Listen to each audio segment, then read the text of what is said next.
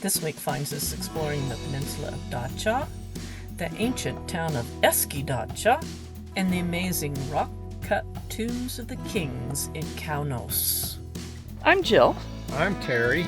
And we're traveling around in our self-converted van, Tumbleweed. Together with our wonder dog, Tokai.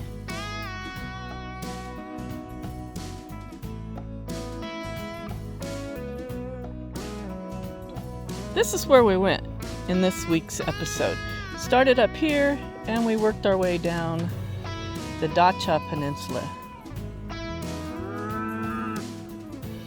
The cows are helping. Explored the ancient town of Knidos, and on the way back, we went to Datca, Old Datca. And then we backtracked all the way back to here, and we traveled along the good old 400 out to the amazing city of Kaunos. From Kaunos, we went along here, traveling on the 400 past Fethiye, and then we went out along the coast and saw the Butterfly Valley and that amazing coastline. Headed back to our old friend the 400 and followed it along here all the way over to Dimray. Today we're traveling out the Datca Peninsula.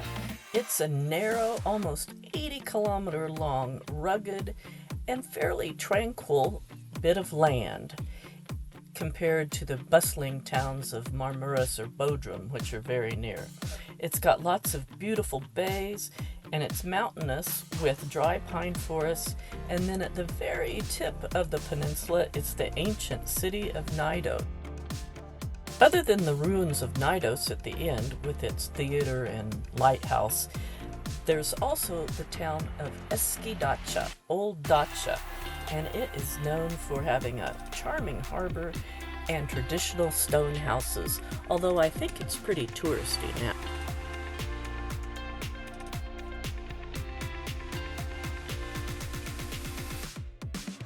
The land out there in the distance, I don't know if you can see it, is the Greek island of Rhodes. This seemed like a perfect place to hang out for a while. I'm walking along the road with Toki for our morning preamble, and you walk along and there's square blocks tumbled down. I just passed through a gate too. See that? The remains of a gate. Knidos was a significant ancient Greek city located right where the Aegean and Mediterranean seas meet. Random walls. I'm out on my morning walk with Tokai, and I just ran into a really, really interesting guy. He was biking down the road, and I was walking up the hill toward the ancient ruins, or through the beginnings of the ancient ruins of Knidos. And we got to talking, and it's not the kind of people you expect to meet on the side of a road in Turkey. A cybersecurity expert who had been living in Norway, working for a international firm in cybersecurity. Knidos was a major cultural, artistic, and trading hub with 2 natural harbors. It was also known for having a grid street plan brought to us by Hippodamus, and also it had 2 theaters. I find this ancient stonework amazing. 5-sided blocks, all placed without mortar. This is the harbor and the lighthouse way out in the distance of Knidos, the very, very tip of the Datca Peninsula.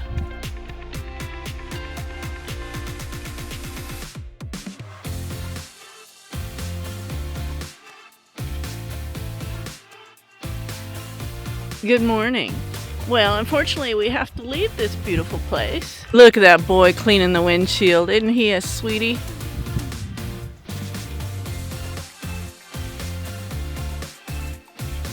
The coastal landscape of the Datca Peninsula is absolutely stunning. Dry, high mountains with pine forests, and also olive groves tucked here and there. The coast is rugged, it's indented with beautiful bays, and it's also not really developed. It's not overrun with mass tourism secluded beaches and a quiet pace.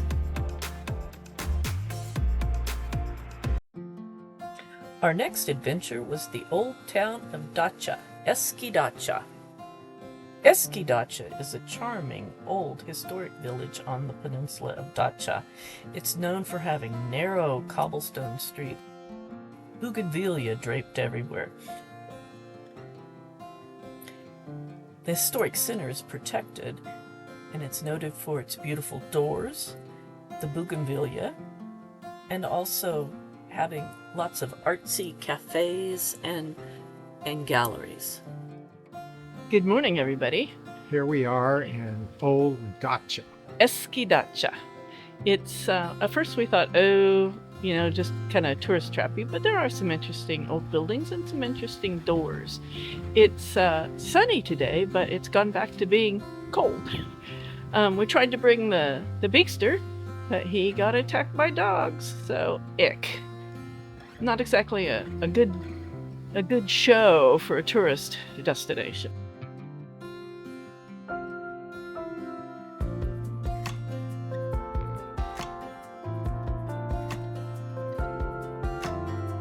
This is good advice.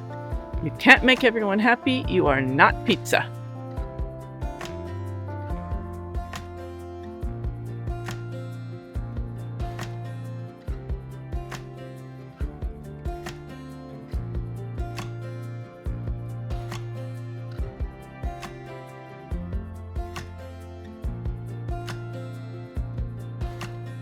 An okabashi is a type of restaurant known for having a grill or a fireplace where you can watch the chefs cook.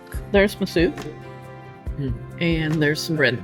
So a doner kebab with rice and barley and salad, and a grilled pepper, right? Tavuk shish, chicken shish kebab. And this is our tomato and cheese pide. It's katmer. And it appears it's hot. It's got flaky pastry and pistachios.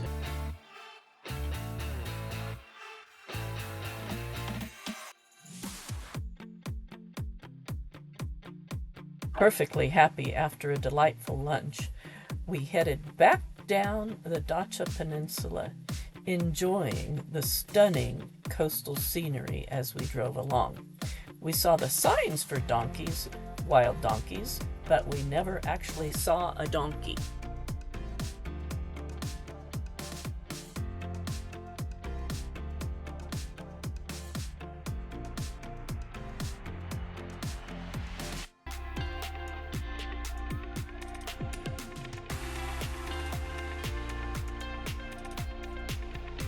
Leaving the Datca Peninsula behind, we headed off to the next thing we wanted to see, the Kaunos Tombs of the Kings.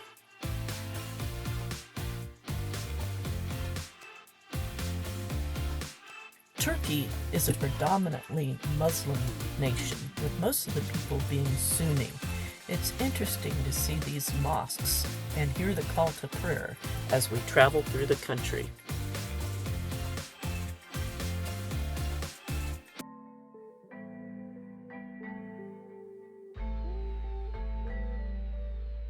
The Kaunos Tombs of the Kings are 4th century BCE tombs carved high into the cliffs above the river.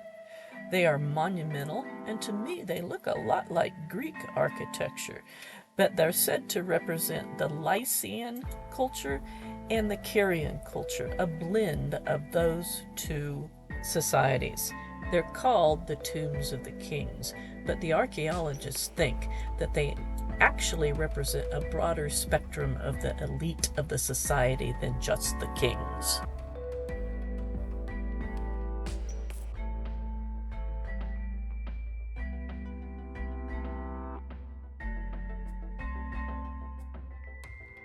These tombs were carved high on the cliff face.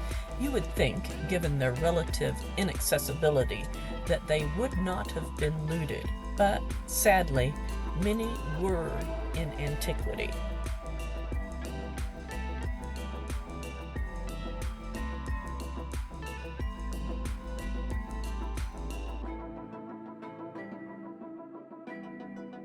Good morning. I'm standing in front of the Tombs Tombs of the Kings near Dillon, Turkey.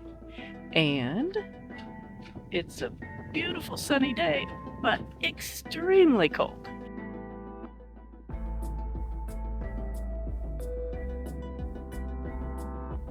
This is a monument to a woman they called Captain June. She was very instrumental in saving the sea turtles. Our rowboat is coming, and he's really having to work at it because there is a very strong wind.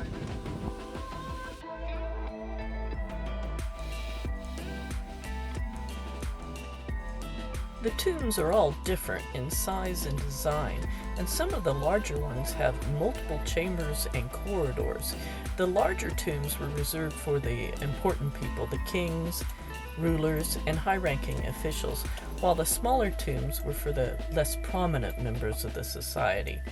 They decorated the inside of the tombs with frescoes, and also the dead were laid to rest with funerary offerings. The location of these tombs, high on the cliff, was not only visually striking, but also symbolic in meaning. It reflected the connection between the living and the dead, and the close relationship between the city and its deceased inhabitants. The higher you were, the closer you were to God.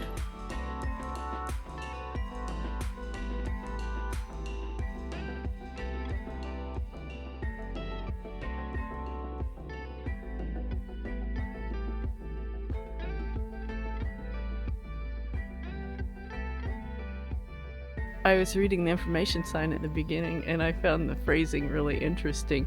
They said none of these date to earlier than the second quarter of the 4th century BC. So, relatively new, right? But they are indeed stunning.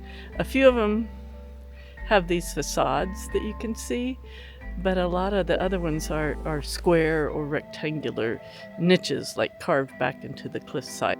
They said there were 167 tombs in total. So it's a awe-inspiring place.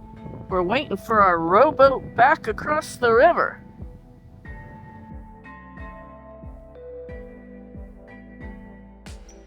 We're going back across the river.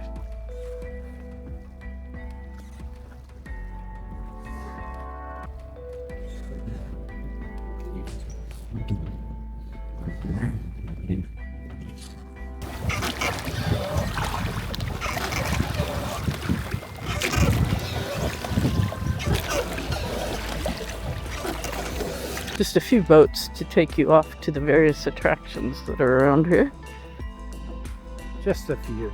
Just a few. I hope there's enough. They can take you to the mud baths. They can take you to the thermal baths. They can take you to the beach. They can take you to the turtles. And they can take you to the king's tombs. And they can take you to the ancient city. You're not a jelly belly, dude.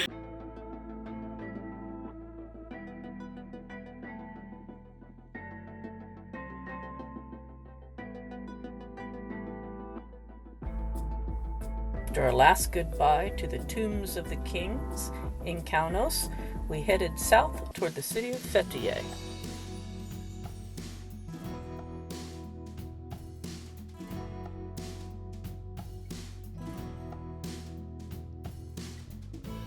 Continuing our counterclockwise journey around Turkey, the scenery was impressive, and the coastal scenery in particular did not disappoint at all. Absolutely gorgeous. Turquoise water, white stones, green trees, precipitous rock falls, just you name it. Just a beautiful, beautiful place to travel.